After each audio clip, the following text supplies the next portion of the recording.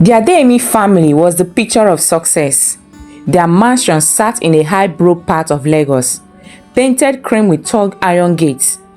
Every Sunday, neighbors watched with envy as the family of four drove off to church in a shiny black SUV. Mr. Adeyemi, once a booming importer of electronics, walked with the pride of a king. His agbada swayed with every step. His shoes gleamed as though polished by sunlight. His wife, Nneka, was a jewel, beautiful, graceful, and always by his side. Together they had two lovely children, Chike, a playful boy with endless energy, and Adaeze, a soft-spoken girl with her mother's tender smile. On the surface, theirs was the life many prayed for: expensive clothes, foreign vacations, gifts exchanged on birthdays, and constant praises showered on Mr. Adeyemi as the man who had it all. His parents were placed on a generous monthly salary, something that made them boast in their hometown. They often told relatives, "Our son is not just rich, he takes care of us better than any child could." But behind the fine curtains and polished ties, a storm had already swept through. Mr. Adeyemi's business had collapsed like a house built on sand. Years of mismanagement, debts, and betrayal from partners left him bankrupt. Suppliers stopped calling, his warehouse emptied, and creditors cycled like vultures. Yet the lifestyle never changed. The children still went to private school. His parents' salaries still arrived on the first of every month. Nneka's shops, the boutiques she had built quietly with his early support, now carried the entire household. Every month, she paid her mother-in-law and father-in-law their allowance from her own pocket, but she never told them. They still believed their son was responsible, and she let them believe it, sharing his pride even in his downfall. When she bought herself new jewelry, she would smile at friends and say, "My husband surprised me again." When the children wore new clothes, she would remind them, "Say thank you to daddy." No one needed to know the truth. But the truth weighed on her heart. At night, when the children slept, she sat alone at the dining table, balancing her shop records while her husband sighed endlessly. He often muttered about wanting more children, another son, perhaps. One evening, Nneka looked at him quietly as he spoke. Her thoughts screamed, "Another child? With what money? With what strength?" But her lips stayed sealed. She only nodded, swallowing her pain like bitter medicine. From the outside, they were a wealthy, happy family. But inside, Nneka was the pillar, the provider, the silent strength. She bore it all. His shame, his pride, his family, and his dream. Yet no one knew. The morning sun had barely stretched its arms across the Lagos skyline when Nneka heard a knock at the gate. She wasn't expecting anyone. Her father-in-law's words from the night before echoed in her mind. "We are coming to your house today." She had risen early, cooked a pot of jollof rice with chicken, more than she had planned. But she knew unexpected visits carried unspoken expectations. By the time she opened the door, her father-in-law stood there, his walking stick firm in hand. Beside him were three relatives. "Ah, my people, you're welcome," Nneka said with forced brightness, bowing respectfully. She ushered them in, her children running to greet their grandfather with innocent joy. They ate first, plate of steaming rice, laughter echoing faintly. Though Nneka noticed her father-in-law's eyes never truly softened.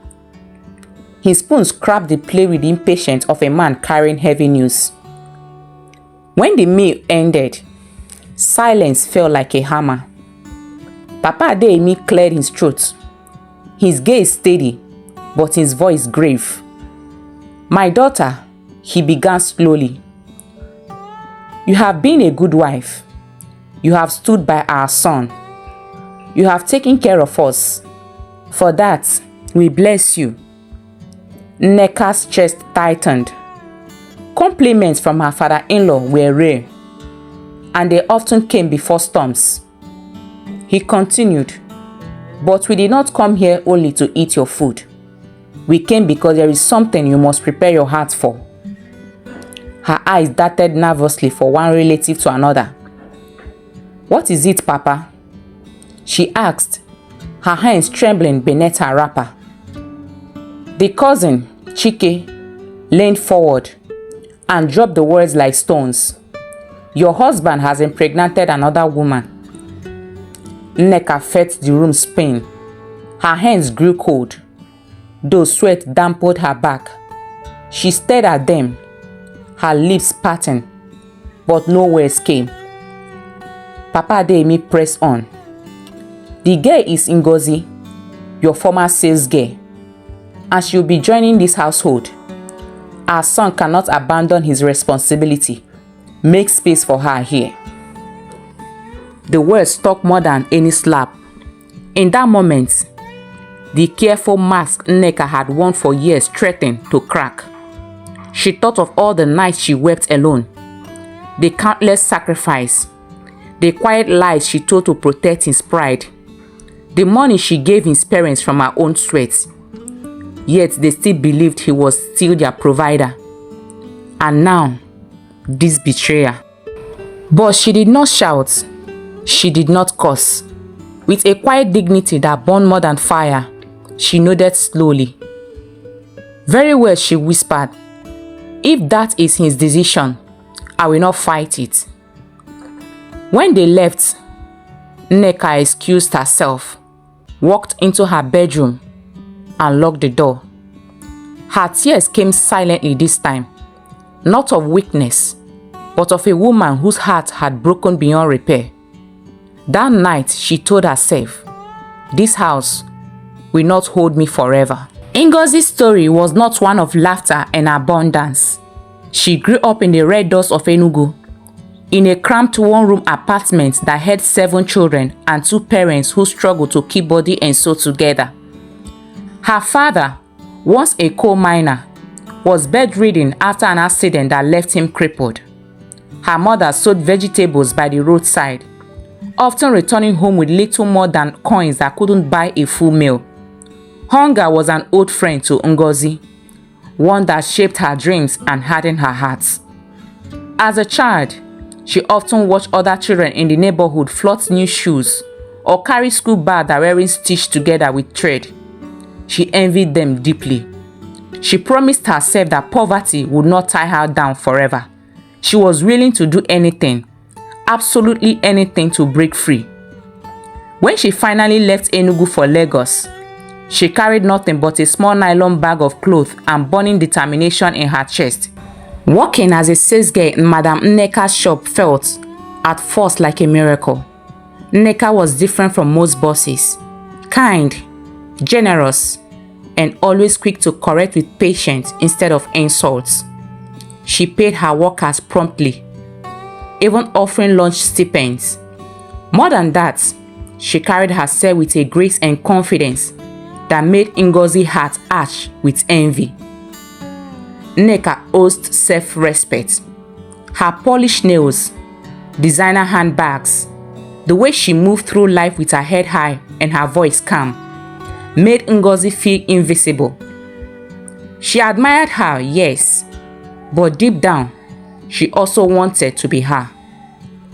Unlike the other sales girls, Ngozi played her role cleverly.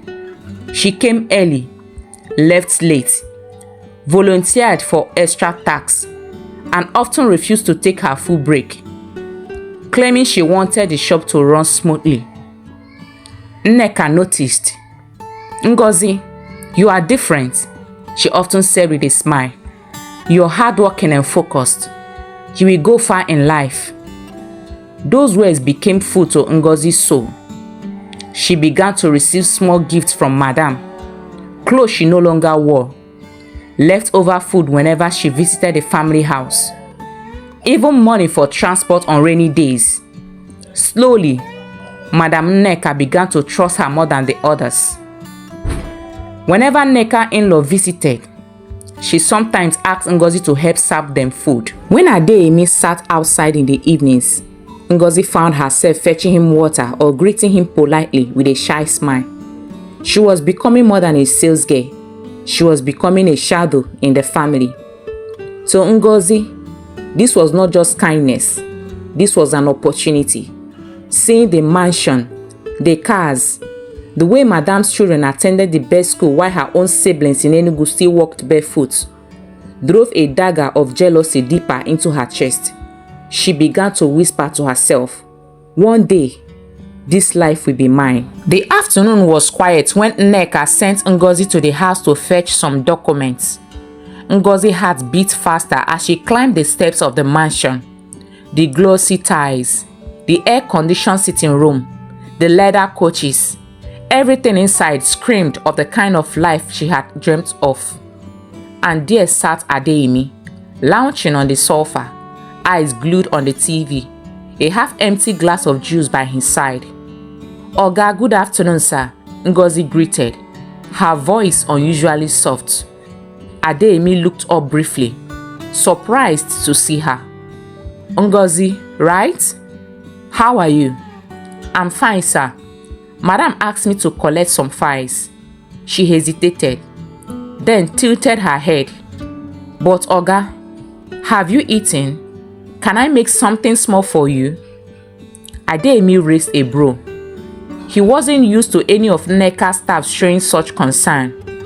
Still, the thought of a warm plate of food sounded good. "If you don't mind." Ngozi rushed to the kitchen, her mind buzzing. This is it, she told herself, my chance to enter his world. She prepared his favorite, jollof rice and grilled chicken, something she had noticed Madame often made. When she returned, she placed the food before him with a smile that lingered a second too long. As Adeyemi picked his fork, she leaned slightly closer and whispered with a playful laugh, "Oga, your beards are not well groomed. When did you even shave last? I am shocked Madame didn't notice. She's always looking classy. But see you like this." The words struck deep. Adeyemi's fork froze mid-air. For months, he had quietly resented Nneka. While she carried the weight of the family on her shoulders, she no longer pampered him the way she used to. She was always busy, always tired. Now here was Ngozi, young and attentive, noticing him, making him feel seen. Adeyemi chuckled, shaking his head. "So you think I look old-fashioned now?" "No, sir," Ngozi said quickly, lowering her gaze like a shy maiden. "I just believe a handsome man like you should always look sharp." Her words slid into his heart like honey. For him, it was harmless attention, a temporary escape. But for Ngozi, it was war strategy. She wanted him. The compliments Mr. Adeyemi received from Ngozi few weeks ago that she visited the mansion drew him back to memory lane. The collapse of his business left a scar deeper than depth.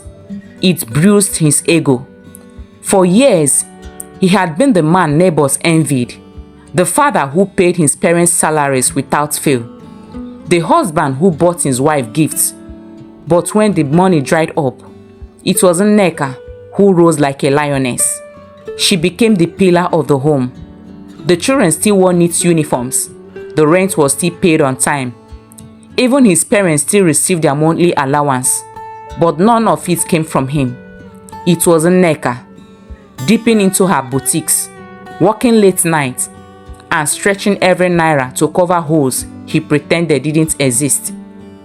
At first, Adeyemi was grateful, but as days turned to months, something ugly began to grow inside him.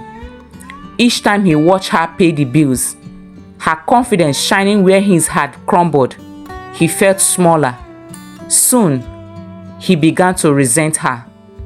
"She acts like the man now," he muttered one evening, sipping beer alone. "Even my parents think it's me, but it's her." No, I need a woman who will still look at me like a king. It was at the boutique that his eyes began to linger. Anytime Adeyemi visits Nneka's boutique, Ngozi always had a way of walking, hips swaying as though the tile floor was a runway.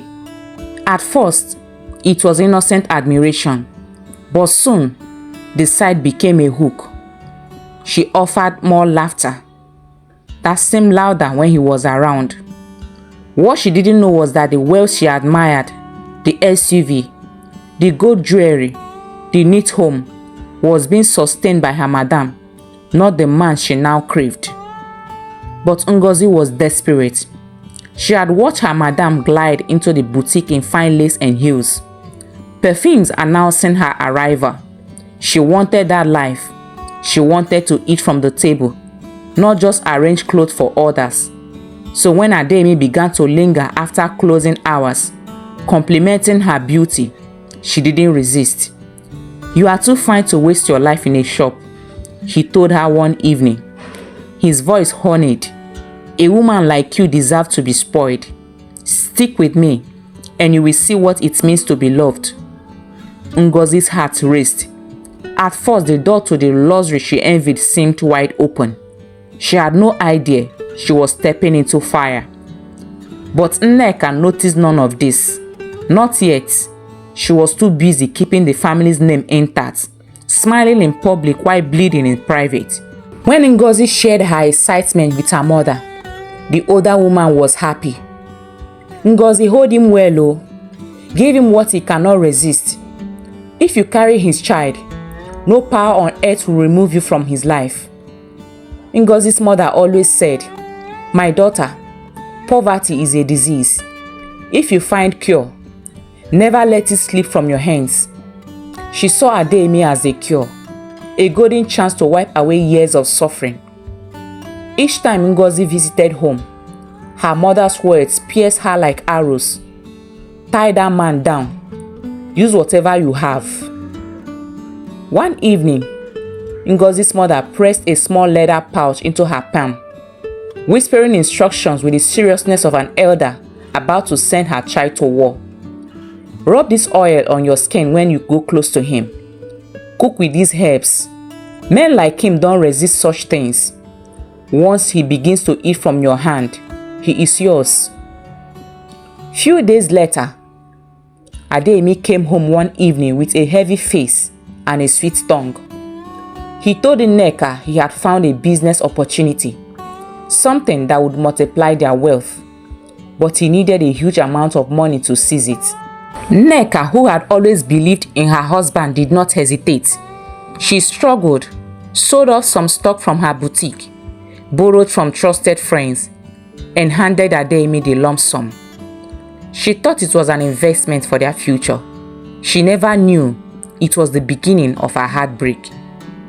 The money never saw any business. It vanished into the greedy hands of Ngozi and her family. Adeyemi rented a duplex for them in Enugu, using his wife's sweat.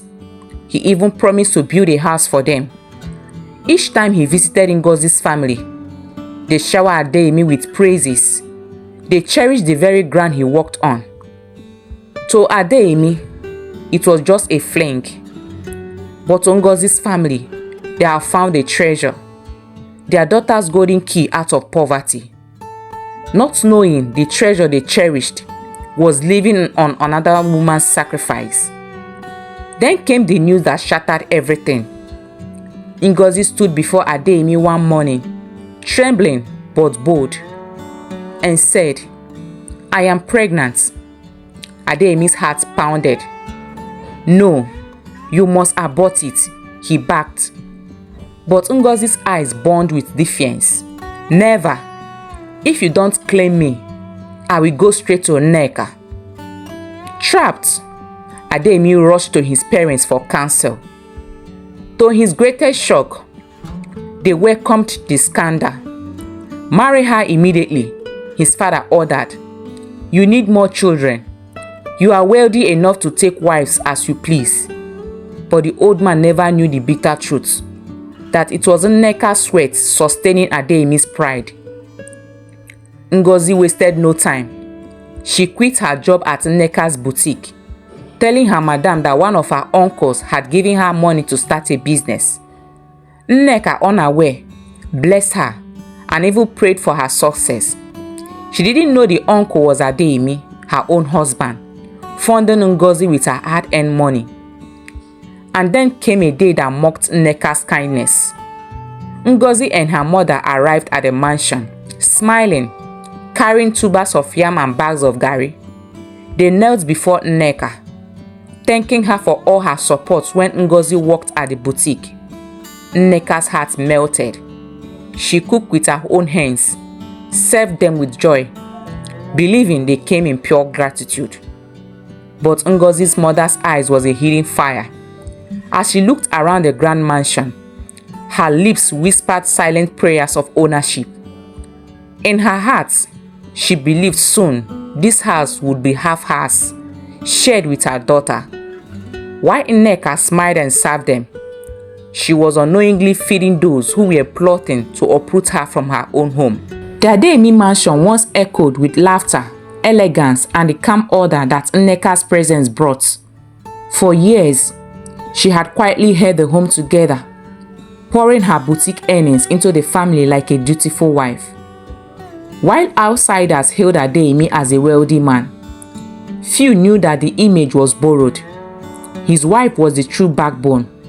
Nneka paid the bills, stocked the pantry, even covered her children's school fees without complaints. But all of that changed the day she learned of his betrayal. It wasn't just betrayal, it was humiliation. The news did not reach her from her husband's lips. It came from her in-laws. They sat her down like a council of elders, their voice soaked in false pity. Our son has made a mistake. Your sales girl Ngozi is carrying his child. Nneka had felt her chest tighten as though iron chains had been wrapped around her ribs. Adeyemi didn't just cheat. He did it with a girl who had once looked up to her, served her, learned from her. The shame was double-edged. That evening, Nneka wept in her mother's sitting room. Her widowed mother held her hands firmly, her aged voice trembling. My daughter, endure it. Men are like that. You have children. Don't scatter your home because of one foolish mistake. But Nneka's heart rebelled against endurance. She knew what she was worth. She had been raised in comfort, not in scarcity. She wasn't the type to beg for space in her own home. Something within her hardened that night. She would no longer pour her sweat into feeding the same roof that sheltered her betrayer. She stopped paying the light bills. She stopped refilling the generator tank. She stopped stocking the refrigerator. She withdrew, quietly but firmly. Her boutique still flourished. Her account still smiled with healthy figures. But she locked her wealth behind her heart and her children's future.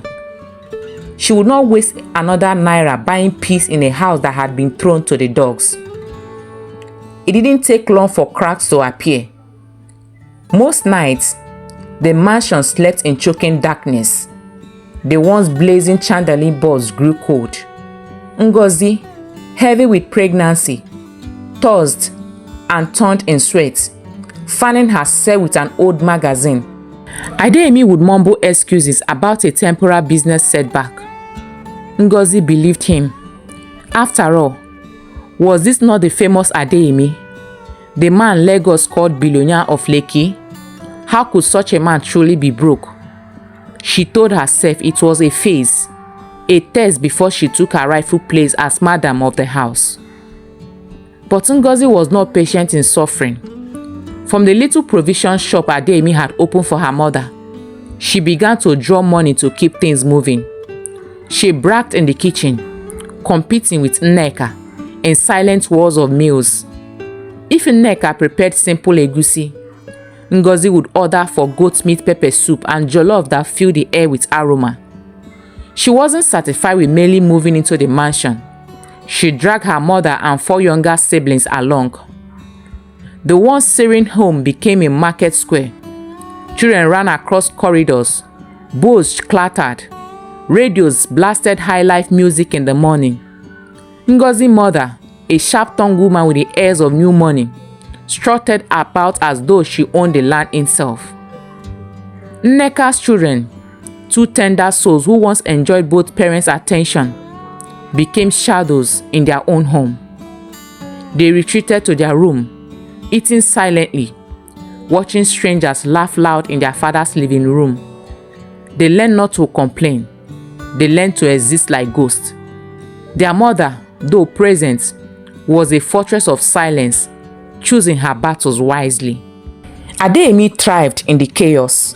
To him, the noise was a crown. He enjoyed the way Ngozi's family hailed him as our in-law, our savior, our billionaire.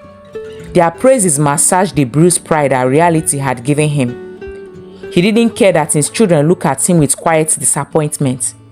He didn't care that his wife's silence screamed louder than words. As long as Ngozi's mother clapped for him, he felt like a king. But the truth was uglier. Ngozi's mother, already stretched, soon grew weary of bankrolling the daily expenses. One night, after a quarrel over money, she spat bitter words at her daughter. "I won't go back to poverty because of you. Don't disturb me again. If your Adeyemi is the man you say he is, let him use his mansion to borrow from the bank. I have done enough." Ngozi carried the message to Adeyemi. She called against him on the bed. Her voice coated in honey. "My love, Mama says we should use the house as collateral. Just small loan. You will bounce back. Your friend at the bank will help you."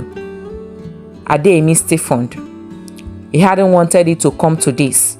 The mansion was his last fortress, his last marks of wealth. To gamble it meant exposing the truth that the empire outsiders praised him for had long collapsed. He told Ngozi he would think about it. But in reality, his nights became sleepless. He paced, calculating debts, juggling pride with despair. Meanwhile, Nneka watched in silence. She saw through his masks. She knew the weight of the house, the strain of unpaid staff, the emptiness of their accounts, but she no longer cared to save him. Not anymore. Her boutique money was intact, hidden like a secret weapon. Her plans were still unfolding in her heart, something she would not reveal until the right time. Her children sometimes whispered, "Mommy, why don't you help Daddy again?" But she only drew them close and kissed their foreheads. "Don't worry, my darlings. Just wait. You will understand soon." To outsiders, Adeyemi still played the role of a wealthy man. He drove his luxury cars, attended parties in designer abbadas, and posed for photographs with men who thought his pockets were still golden. Even Ngozi, despite the sweating nights and dwindling meals, still boasted to her friend that she was carrying the hair of a billionaire. Only Nneka knew the truth, that the emperor was naked, and as she sat in her boutique office one evening, staring at her reflection in the glass, she smiled faintly. This was not the end of her story, not yet. The mansion could crumble. Adeyemi could bask in false praises. Ngozi could parade with swollen belly and loud family. Let them dance, for in the quiet of her heart, Nneka was already building an escape, one that would shock them all when the time came. And while the mansion grew darker each night, while Ngozi's family filled the halls with clamor, and while Adeyemi fed on empty pride, Nneka's silence grew into something dangerous, something powerful. Her withdrawal was not weakness, it was the calm before the storm. Adeyemi thought that the universe had smiled on him when his bank manager called. He had been struggling for months, begging for a loan to revive his sinking business. Unknown to him, fate had already arranged a stage he wasn't prepared for. The bank manager, a polished man with a wide grin and a deep knowledge of Lagos high life, happened to run in the same cycle as Nneka. It was during the wedding reception of a mutual friend, music loud, laughter thick in the air, that the topic slipped out. The manager, in his black suit, leaned close to Nneka with a polite smile. "Your husband has been very restless at the bank lately. He's been pushing for a loan to breathe life back into his ventures. I thought you should know." Nneka didn't flinch. Instead, she smiled faintly, sipping her wine with a grace that spoke volumes. Inside her heart, however, the fire of betrayal still burned. She hadn't forgiven Adeyemi for sleeping with Ngozi, her own sales girl, and even having the audacity to plant pregnancy in her. "Ah, Adeyemi," she muttered under her breath, her eyes narrowing with quiet calculation. That night, when the bank manager followed her outside to exchange parting pleasantries, Nneka struck like a cobra. She pulled out her checkbook from her designer purse, scribbled down the exact amount Adeyemi had requested from the bank, and tore it off gently. "Give him this money," she said smoothly, handing it over to the stunned manager. "But in your records, let every document still pass through the bank system. Draw up the loan papers as usual.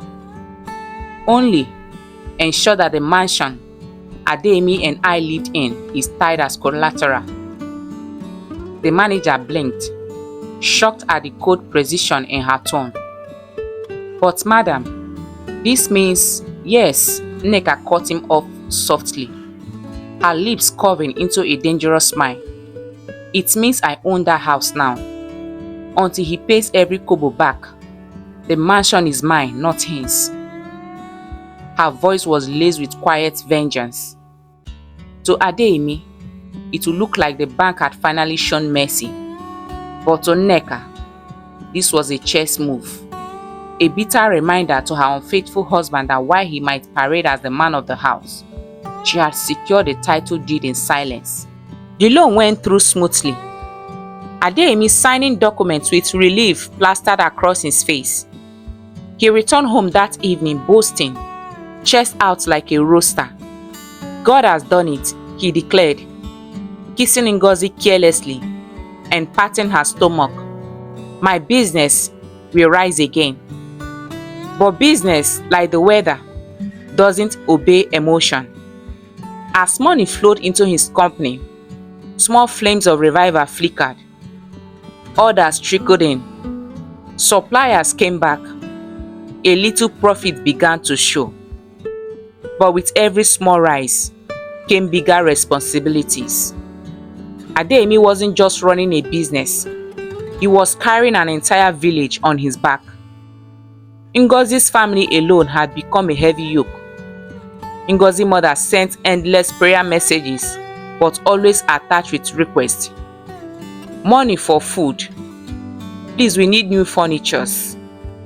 Please, hospital bill for my husband. My son wanted school fees. Please, we need transport money." Adeyemi found himself sending envelopes every week, feeling like a king as Ngozi family showered him with praises. They hailed him, our in-law, our treasure, our destiny helper. The praises intoxicated him. He puffed up, blind to the reality that he was squandering bank loan on parasites who saw him as their personal ATM. Within months, over a dozen families were depending on him for survival.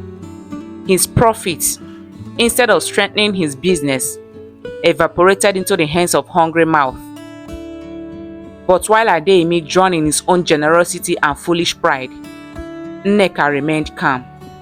She still ran her boutique in silence, the money rolling in steady, but she no longer lifted a finger for the household.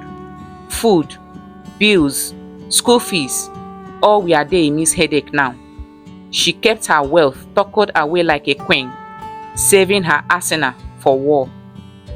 In the evening, she would watch him slump on the couch, tired and broke, yet still pretending to be in control. Ngozi would prance around, pretending to be the new queen of the house, her voice loud, her steps arrogant. Nneka never argued, never fought. She simply smiled to herself. She knew the truth. The house they all slept in, the very walls Ngozi boasted inside, no longer belonged to Adeyemi. The mansion was hers, a secret only she and the bank manager shared. And in her heart, she whispered, "Play your game, Adeyemi. Spend on them. Chase shadows. But when the time comes, everything you call yours will bow to me." Adeyemi had turned himself into the breadwinner of more than a dozen families, dishing out money left and right until his loan began shrinking faster than it grew. Still, he remained strangely calm. In his heart, he was convinced of one thing: Nneka wouldn't allow him to drown. As long as Nneka and the children are living inside that mansion, he muttered to himself one evening, she no go gree make bank collect am, never. That thought became his anchor. He replayed it daily like a mantra. He still believed she loved him too much to let their home slip away. After all, Nneka had once fought his battle. Nneka had once stood against his family for his sake. Yes, she had. And that was enough for him to gamble on her loyalty. But cracks began to show. When the repayment deadlines loomed and contracts delayed, Adeyemi swallowed his pride and approached her. That night, he found Nneka in the living room. Adeyemi succumbed and begged his wife Nneka for a small loan. He was doing everything possible to be a good husband, hoping to repair the broken pieces of their marriage. That moment of playing the role of a responsible man was when Nneka quietly slid a single document across the table and asked him to sign. "Just a small form," she said softly, avoiding his eyes. Adeyemi, tired, distracted, and eager to prove himself, barely glanced at the paper. Without a second thought, he scribbled his signature and pushed it back towards her. Nneka smiled faintly, an unreadable tight smile that gave nothing away. And later, she handed him the small loan he requested. Unknown to Adeyemi, what he had signed was not just an ordinary form. It was the embassy consent letter, a final requirement that allowed Nneka to travel abroad with their children. All the while, Nneka had been silently and meticulously processing visas for herself and the kids. Adeyemi had no idea he had just signed away his last hold over them. For 2 weeks after that, Nneka and the children were nowhere to be found. At first, Adeyemi didn't worry. He assumed they had gone to his mother-in-law's place as part of their usual routine, especially since Ngozi and her family had crowded into the mansion. He carried on with his struggling business, convincing himself that things were under control. But days turned into weeks. Calls to her phone returned only the cold robotic message: "The number you are trying to reach is not reachable at the moment." Still unbothered about Nneka's disappearance, Adeyemi told himself she would return. He even laughed it off in front of his friends at the bar. "Na woman matter. She dey vex more. She go come back. Na my house she dey live, where she won't go." But when his business challenges tightened around his neck and the bank's reminder grew louder, desperation made him call his mother-in-law. Nneka's mother's voice on the other end was sharp, almost dismissive. "Adeyemi, stop disturbing me. They are not here. I thought you knew." That was when his world began to crumble. He drove down to his mother-in-law's house. She met him at the door, her face calm, but unreadable. "They are not here," she said flatly. Confused, Adeyemi pressed further, only for the devastating truth to unravel. Nneka and the children had left for Canada. The embassy had approved their visas a week ago, and the consent he signed had made it possible for her to take the children along legally. The news hit Adeyemi like a thunderbolt. His knees weakened instantly. He had convinced himself that despite the betrayal, despite the cracks in their marriage, Nneka loved him too much to ever leave. He had believed with all his heart that she would fight to keep her family together. Even before he took the loan, Adeyemi had concluded that no matter what happened, he could always fall back on Nneka. After all, Sheila and the children lived in the mansion. He reasoned that she would never allow the bank to take it away, and that in the end, she would help him repay the debt. But now with the reality of her departure sinking in, Adeyemi's world crumbled. His final assurance, his last string of hope, was gone. Adeyemi's world came crashing down like a house built on sand. Ngozi had just put to bed, a fragile baby crying in the hospital coat, while Adeyemi paced up and down with an empty pocket and a heavy heart. The same day joy was supposed to fill the family, sorrow came knocking. The bank officials stormed the mansion, padlocked the gates, and pasted their red letter notice. The once proud house that had been the symbol of Adeyemi's wealth was gone. By the time Ngozi and the baby were discharged from the hospital, there was no home to return to. Adeyemi had no choice but to move them into the small village house he built during his days of glory.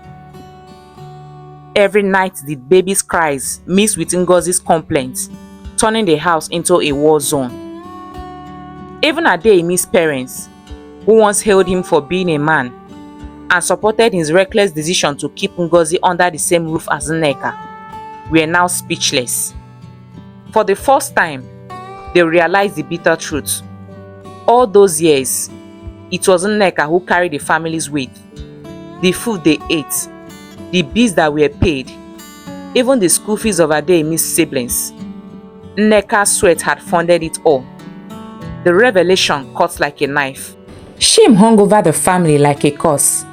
The same relatives who clapped for Adeyemi when he paraded Ngozi as his queen now picked up their phones one after the other, calling Nneka. They begged, they cried, they pleaded for her to forgive and return to her husband.